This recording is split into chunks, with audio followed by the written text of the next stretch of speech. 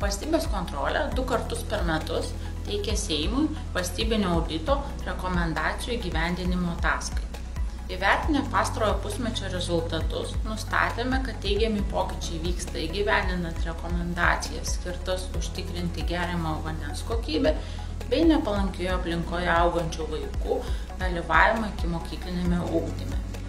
Taip pat stebime, kad jau imtasi priemonių dėl vaikų raidos sutrikimų, ankstyvosios reabilitacijos paslaugų prieinamumo ir jų kokybės, paslaugų globėjams ir įtėviams, kad būtų užtikrinti geriausi vaikų interesai, taip pat dėl mokymosi pagal individualius poreikius prieinamumo suaugusiems asmenims.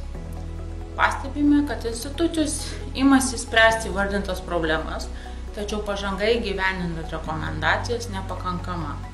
Lyginant su 2019 metais pablogėjo mokinių pagrindinio ugdymo matematikos pasiekimų lygis, blogėjo asmenų su negalia užimtumo rodikliai. Plačiau apie rekomendacijų įgyvendinimą kviečiame susipažinti Valstybės kontrolės interneto svetainėje paskelbtoje ataskaitoje.